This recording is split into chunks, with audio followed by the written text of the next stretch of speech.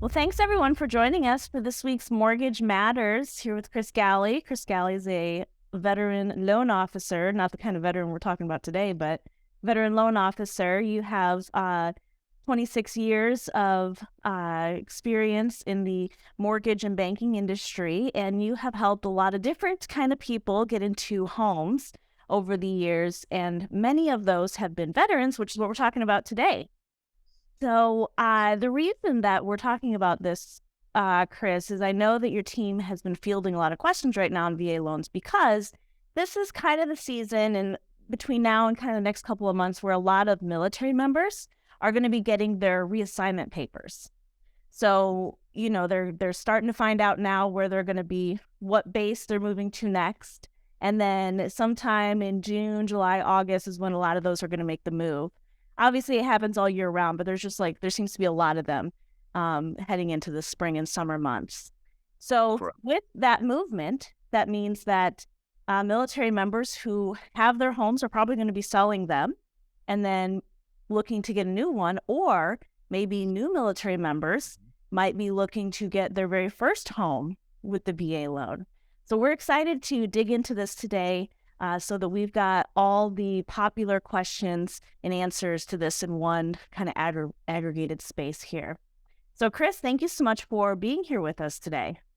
It's always great to be here. I love this is the best part of my job is educating people and getting them to understand some of the programs that's available not only to them but maybe some if you're a realtor or someone in the real estate space, just understanding some of the programs, what they mean, how you can apply for one, or what's required to obtain one. So the VA, the Veterans Loan, is one of the best ones out there. I think it's the best program by far for so many reasons that we'll dive into today. Just for a couple reasons. One, it's for veterans. It's a much easier loan to get for a veteran than other programs. I think there's more than 20 million loans. It's just a little tidbit that I don't know if it will help you, but you'll know for all you guys listening. I think there's more than 20 million loans that have been guaranteed by the Department of Veterans Affairs since 1940. So 20 million. That being said, I don't know how many loans have been closed in real estate and how many of those veterans that did not use this loan because it's the most underutilized program as well. I mean, if you think about the population, 20 million loans over, what do we got? 40 years, almost 50 years, 60, 70, 80 something years, 80 something, almost 80 years, 79 years. That's not it's not that impressive, really, if you think about it with how many veterans have gone through the system. So it's an underutilized program. I don't think people understand it good enough to really understand the value of it. And that's really what we want to kind of go at a high level look and kind of give you what the benefits are to the VA loan, whether you're a veteran yourself that is listening to this or someone shared this with you and you're a veteran. You definitely want to start with the VA loan if you're a veteran. And that's really what we want to talk about today. Well, and especially for our, say, realtor friends who are tuning in, this is important because it doesn't matter what state they're in. There's veterans and military members in every state. Other programs like USDA, you might have a little bit more in, obviously, in like the traditional rural areas but with this one, it could be all over, and it is all over. Correct. So, the VA loan mortgage is guaranteed by the Department of Veterans Affairs. Okay. So that's the one thing to understand, but they're usually issued by private lenders. So really what happens is the VA insures that extra amount that covers that non-down payment, if you will. So the only people that qualify for this program, which is also unique, is you have to be a U.S. veteran, active duty military, any active military personnel, and surviving spouses. So the one thing that I get a lot is I'll have a boyfriend, girlfriend, or a fiance. You have to be married to get this loan. So that's one thing. You can't have a co-borrower that's not in the military. You can have a boyfriend, girlfriend, or however that combination looks like, or friends that want to buy a house together, but they can't utilize this loan unless they're married. Okay, so that's the one thing I just want to kind of put out there. So we would try to get you approved on your own. I wouldn't I don't encourage people to go run out and get married just so they can buy a house. It's probably not the smart thing, as good as the loan program is. And I do have some people that do say they're going to do that. I say, oh, man, we have other programs that are equally as good. You can refinance it into this program if you like. So, but this loan has been around for a long time, right? And what I think people really need to understand is how the VA loan works. What does it mean? How do I get approved for one? And how am I know if I'm eligible? So if you're an active member of the military or veteran, the length, if you got to meet a length of your service, there's some length of service requirements. If you're a surviving spouse of a service member who died while on active duty, or from a service-connected disability, then you have the opportunity to use this program. So the lender requirements are the same as any other loans, but they're a little bit less stringent. So, we're going to base it off your credit and based off of your income. But the nice thing is the minimum score is like a 580. They typically, VA doesn't set a minimum standard score, but it still has to go through that lender, as we said. So typically we see it go down as a 580, but they're so much more lenient than any other of the residential loan programs, whether it's a government program or one of these conforming programs through Freddie Mac or Fannie Mae. So each lender sets their own minimums, but for a bank like us, it's 580, and that's pretty standard across the board, as you'll see people that will go down to a 580. The other thing that's a really huge advantage is the debt to income can go typically much higher. And I don't think that's a good thing for people to go so much higher on their debt to income. However, I think it's taking into consideration that there's probably someone else in the home that's helping pay for that in some of those circumstances that aren't able to go on the loan, such as that couple that's not married. Well, and it's also a pretty guaranteed income. I mean, unless something happens to the person while they're in the military and for some reason they were discharged, there's not a huge risk of like job loss, versus out in the private sector. Correct. And, the other piece is the property does have to meet some safety standards and building codes. And that will be, as long as it's your primary residence, and it needs to be a primary residence. So you're not buying an investment property with your VA loan or a second home. This is your primary property. But that's really what it's for, is the veterans to have the opportunity to have the liberty of home ownership, right? So they don't rent, and make it easier for them to get that because of the sacrifices that they made. Now, the code for the houses are very simple. Down here in Florida and some of these markets where the homes are newer, these houses are pretty much to code because they've been built, especially where we live, Mindy. 90% of these houses have been built in the last 20 years. And even the 20-year-old house is old. So all those updated codes have been in place, since the 90s in a lot of cases. So here, it doesn't become a concern. Up in the Northeast where I'm from, a lot of these houses are 150 years old. And a couple of the little things so a lot of realtors hear this like, ooh, they're so strict with these requirements on the appraisals. We don't want to mess with VA because it's too much. Really, it's simple things.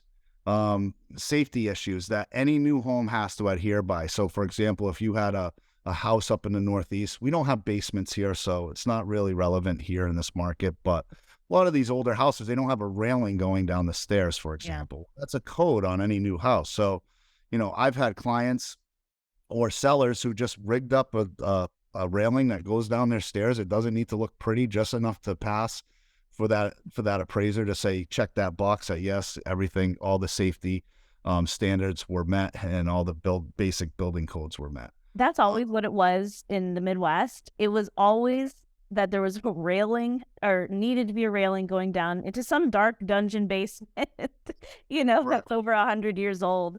But that's a good thing for the home buyer. Like having these extra requirements and code things is a good thing because it helps protect the home buyer, with safety or whatever else it is. So there's one thing that's kind of different than all the others is a pest control. So you have to have a pest inspection, which you don't have to have with VA, FHA or conventional loans. So you got to get a pest convention, meaning basically they're looking for termites, stuff like that. And in most houses, again, you're going to catch any of that. you're not going to buy a house with any of those issues because you're going to have a home inspection anyways. And if you go into a home, have a home inspector go to your conventional loan that you're trying to do, and they tell you you're um, riddled with these termites, you're probably going to have them cure it before you would buy it anyways. That's one of the things. The next big question that we always get is, okay, what is the maximum amount I can borrow? So, we've seen loans go into the millions with VA.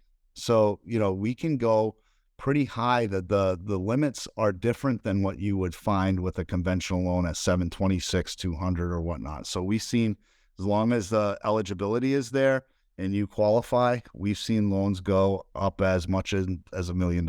We just actually closed one. So, that's good. If you're going to, especially in this market, some of these houses, just the median home price where we live is almost as high as the max for a conventional loan. So if you're a veteran and you're buying something for a little more, this would definitely be the program to do it. 0% down. I mean, that is unbelievable. So, I mean, how do you get that opportunity to do a loan with just 0% down? So, Well, and what an advantage that is, especially for like current military members who are getting, new assignments to a new location, because oftentimes they don't know if they're going to, because sometimes they don't go elsewhere. Sometimes their reassignment is exactly to the same base.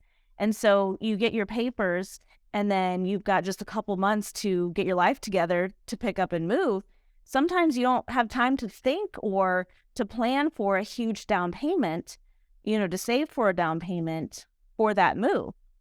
correct. And here's a few advantages to doing a VA loan that other people don't have. So again, you have a no down payment requirement. You can put money down, or you don't have to put any money down. There's no mortgage insurance, so no PMI payment. If you buy any other house with any other program, for the most part, whether it's Fannie, Freddie, or even FHA, you always have a private mortgage insurance premium. With VA, you don't. So there's no additional cost to your monthly payment if it's less than that 20% with Fannie or Freddie. Also, the interest rates tend to be lower than FHA or a conventional loan. So you get an advantage of getting a better rate versus doing some of these other loan programs. And in some cases, the closing costs can be a little bit less because they limit the lender origination fee to be no more than 1%. Okay, so in some cases with other programs, the charges could be more, where you're limited to your closing costs with a VA loan. Again, making it better for a veteran and more accessible and more affordable to go out there and get a home due to their service, due to their sacrifices. So there are a couple disadvantages, so I'll get into those too, which we want to say. So VA has a loan funding fee, and those fees can range from anywhere from 1.25% to 3.3%. Okay, so that's important to know.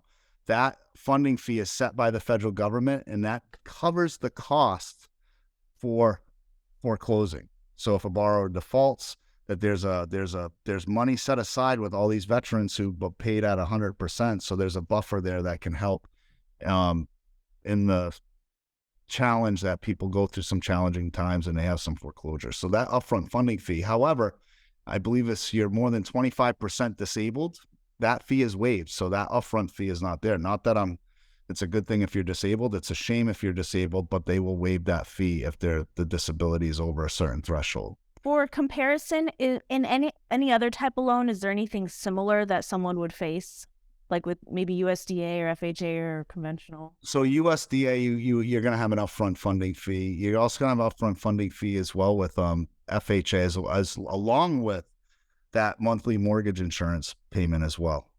And the reason those other loan programs have the upfront fee is because it helps cushion and lower that monthly obligation. So it helps them, it's more affordable for them to buy the home. So they spread out that upfront fee gets spread out over 30 years versus on a monthly basis, which sometimes can be a little bit more expensive, like a conventional loan. So they cram in all that money and that percentage based on like an 8 or 9 year term. So or whenever the house gets to the place where it appreciates enough, when you can refinance and get an appraisal updated to where it shows the equity, which could be sooner, but your upfront hit is going to be more monthly. But with VA, you have the upfront fee, but no monthly fee on top of it. So it's not totally unique, but it is something to be aware that it does exist. Correct. Correct. So another question we always get all the time, well, I already did my VA loan. I don't think I can do it again. So how many times, people always ask, how many times can I do a VA loan? So a VA loan isn't just a one-time purchase deal. After you use the VA loan, right? So you can purchase a home and you can get other loan if you sell the house that you're in and you pay off that old VA loan, right? So you could do that.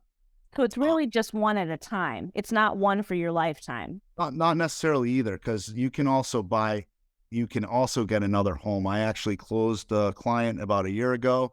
He was in his VA loan, but he needed to upgrade his house.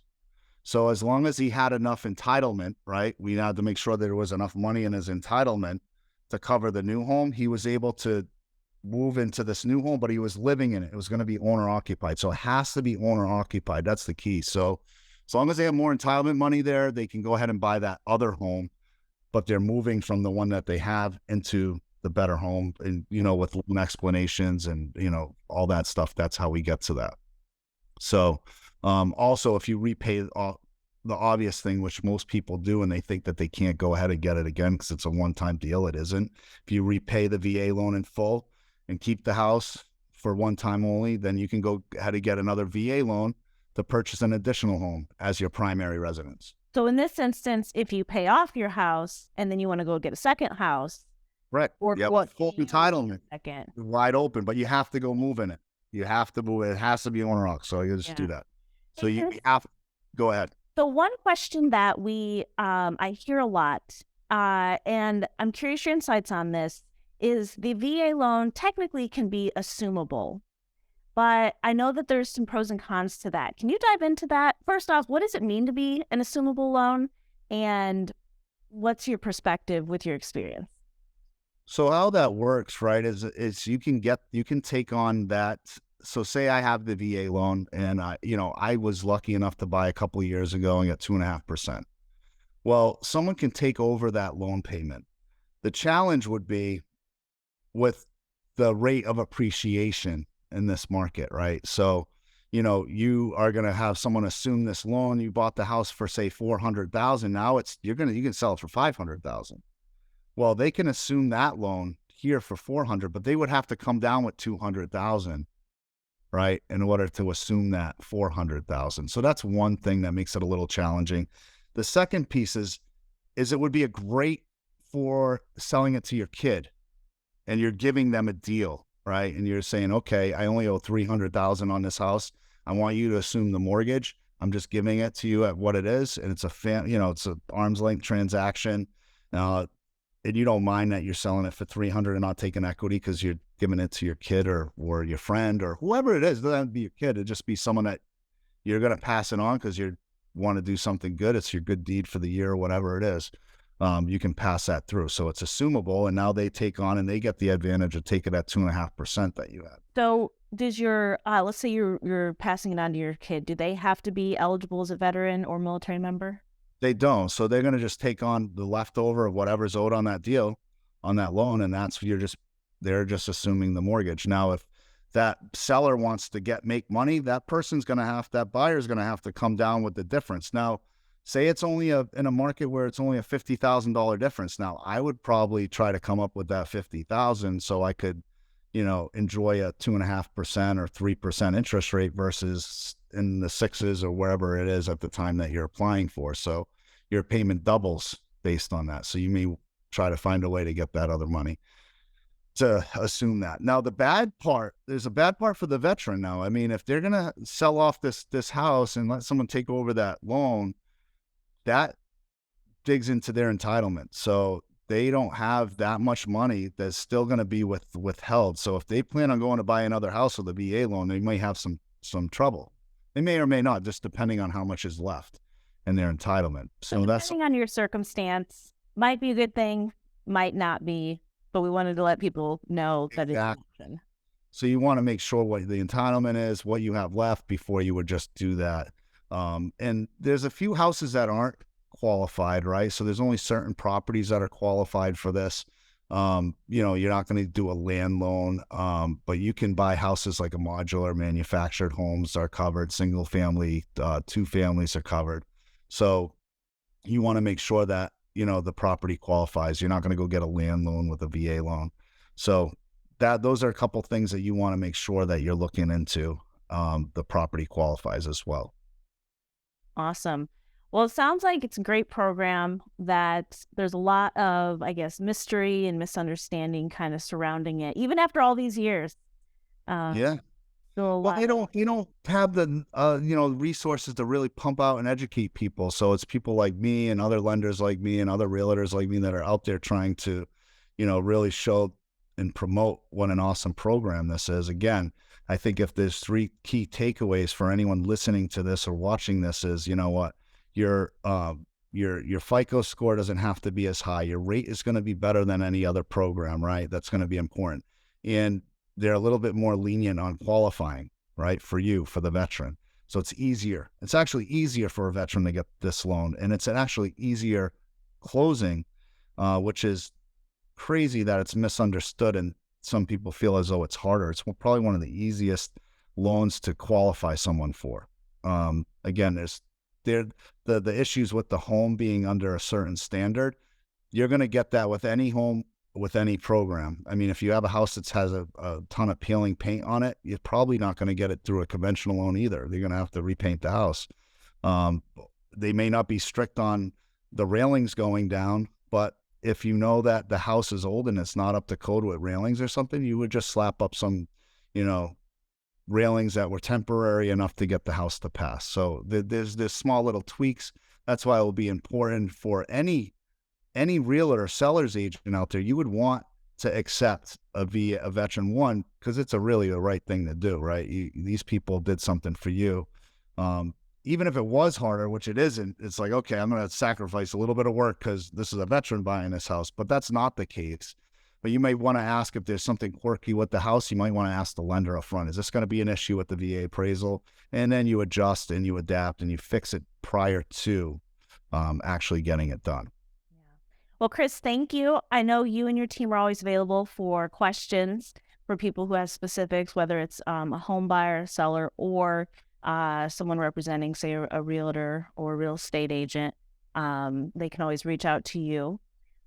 Friendly reminder to everyone who is viewing this or maybe viewing it a little later, you can always catch this on our podcast platform if you like listening, or you can watch it on YouTube. And if you do so, please don't forget to like and subscribe to both of those. And you'll see more of these as we put these out every week. Thank you. Thank you, Mindy. Thanks for all you. If you have any questions, reach out to me. Find me on Facebook, TikTok, Twitter, Instagram. I'm on all of them. So find me, join me, be part of my family. Love to feed you any more content that you like, or please make some suggestions on things that you may want to hear a little bit more about too. Yeah. Well, Chris, we'll be back here next week, same time, same place. Excellent. Thank you, Mindy. Thanks, Have guys. a good rest of your week. Bye-bye, everyone. Bye now.